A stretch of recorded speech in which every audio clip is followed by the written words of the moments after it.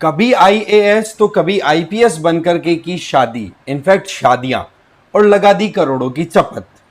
यहां पर एक बंदा जो कि अपनी लोकल एडमिनिस्ट्रेटिव सेटअप के बारे में आइडिया लेता है और फिर अपने साथ में कथित तौर पर पत्नी आयुषी के साथ मिलकर के अपनी खुद की सोशल मीडिया आईडीज बनाना और उन आईडीज के थ्रू ये साबित करना कि हाँ जी मैं रियल में जो बोल रहा हूं वो ही हूं।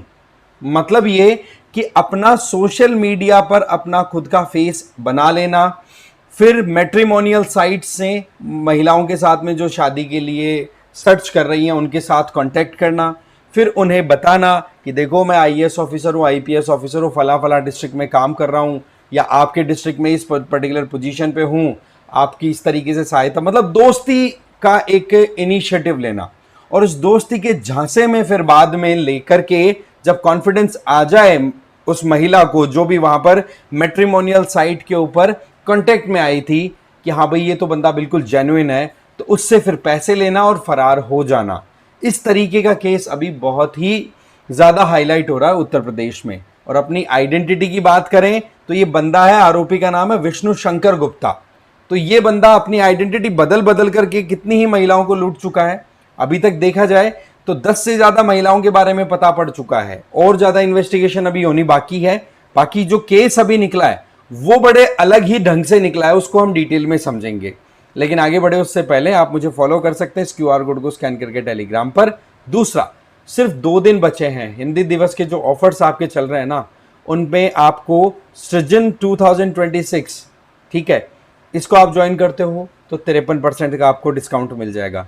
इसी तरीके से यूपीएससी के वैकल्पिक बैचेस को आप ज्वाइन करना चाहो, इतिहास, हिंदी, भूगोल, पीएसआईआर, समाजशास्त्र, तो इनमें भी आपको 59 मतलब 59% तक का डिस्काउंट दिया जा रहा है। ऐसे ही यूपीएससी प्रारंभ 2028 का ये 3 साल का प्रोग्राम है, ये ज्वाइन करते हो तो 58% का डिस्काउंट है। यूपीएससी फाउंडेशन के जो प्रोग्राम है जिसमें प्रहार 2026, संकल्प 2027, ये अगर ज्वाइन करते हो तो आपको लगभग 70% तक का 70% तक का आपको छूट मिल जाएगा। ठीक है, तो कमेंट जो है आपके पिन कमेंट उनमें आपको मिल जाएगा लिंक, वहां से आप ज्वाइन कर सकते हो। फिर भी कोई डाउट रहे तो कॉन्टैक्ट नंबर आपके सामने स्क्रीन पर कॉल करके क्लियर कर लो।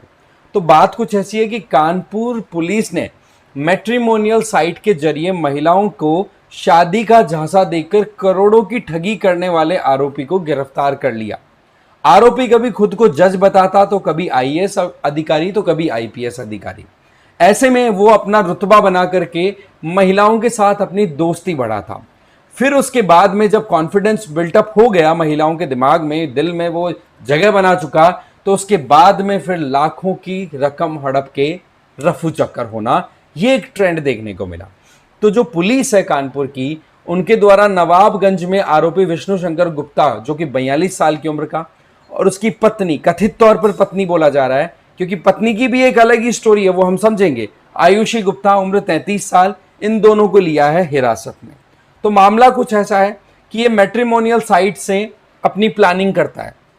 सबसे पहले तो केजीएमयू की जो नर्सिंग अधिकारी है, ठीक है, उनसे अपनी साठ गांठ बिठाना, और फिर वहां पर बोलता है कि मेरी एक प्रोफाइल बनाओ जिससे यूं लगे कि मैं एक अधिकारी हूं। जिसको वो प्रोफाइल दिखानी होती है ना, जिस लड़की को या जिस महिला को टारगेट करना होता है, उसको कभी आईपीएस बोला तो आईपीएस के हिसाब से वो अपनी आईडी बनाता, आईएएस बोला तो आईएएस के अकॉर्डिंग, और जज बनाया तो जज के अकॉर्डिंग। अब वहां पर वो अपनी आईडी इस तरीके से डेवलप करता कि वो वाकई में लगे कि हाँ, जो बात उसने मैट्रिमोनियल साइट पे जो महिला मिली है उसको बोली है, उससे मैच कर रही है। ऐसे में जब महीनों तक बातचीत चली तो उसके बाद में शादी का प्रस्ताव रख दिया। बातचीत चलते चलते कॉन्फिडेंस बिल्ड हो गया। फिर उसके बाद में कहा महिला को कि मैं तुम्हें एक लग्जरी कार गिफ्ट करना चाहता हूं, बट एक बार के लिए आप मुझे कुछ पैसों की हेल्प कर दो जिससे कि मैं मेरा काम कर लूं, फिर उसके बाद में मैं आपको रिटर्न कर दूंगा। ऐसे में 59.5 लाख रुपए पैसे ले लिए महिला से, और वहां से फिर रफू चक्कर, लग्जरी गाड़ी तो दूर, पैसे भी डूब गए। ये जो चीज है ना, ये अपने आप में साफ साफ इशारा करती है कि ऑनलाइन किस तरीके के हमारे यहां पर अलग अलग क्राइम्स बढ़ते चले जा रहे हैं। ये एक अलग ही फेज यहां पर देखने को मिल रहा है। कार और सिनेमा हॉल में रची थी चाल। पीड़िता के अनुसार, जिसका पैसा लूटा गया है, उसके अनुसार क्या है कि कानपुर के सिविल लाइन स्थित एक मॉल में उसको बुलाया जाता है।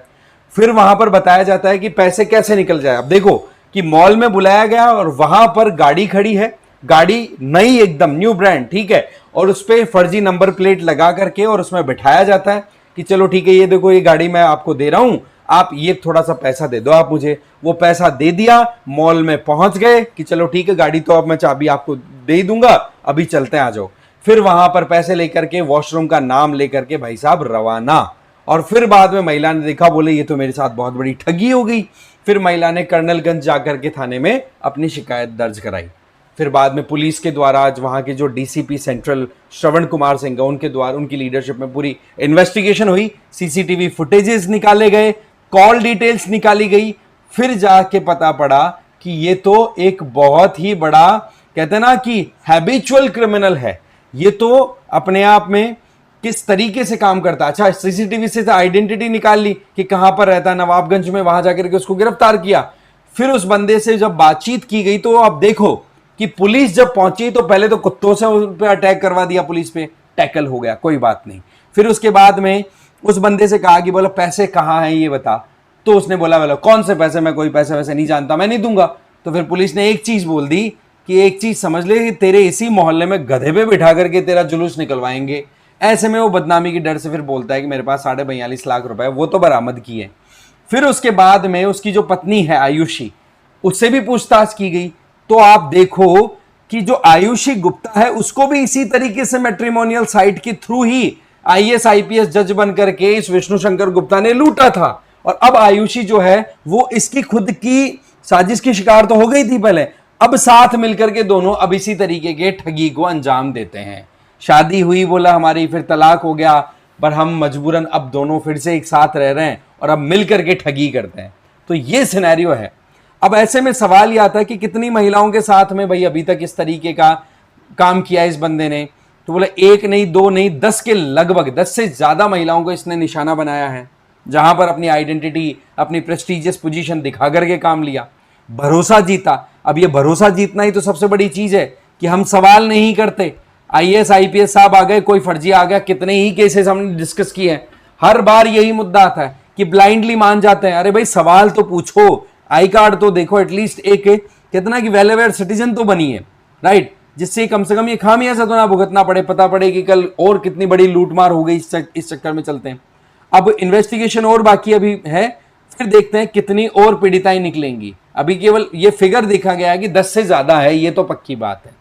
तो ऐसे ऐसे केसेस हो रहे हैं हमारे देश में जहां पर एक वेल एजुकेटेड इंडिविजुअल्स हैं वो भी लापरवाही कर जाते हैं। एक तो क्या शॉर्टकट मारना है ना, ये सबसे बड़ी प्रॉब्लम क्रिएट करता है। और दूसरा, आईएएस आईपीएस और जज का नाम लेते ही वैसे ही लोग आधी बार तो ये सोचते हैं कि यार ऐसे लोगों से जानकारी होगी तो पता नहीं हमारा कितने काम सुधर जाएंगे, बल्कि उल्टा उलझने के स्कोप रहते हैं। तो ये लालच है ना, ये कहीं ना कहीं मार जाता है। बाकी इन चीजों के ऊपर कड़ी कार्रवाई होनी चाहिए। कोई और अपडेट आता है तो डेफिनेटली बताऊंगा। बाकी आपके आसपास में क्या माहौल रहता है आईएएस आईपीएस जज के नाम को लेकर के, कमेंट करके जरूर बताना। वीडियो यहीं खत्म है। Thank you very much.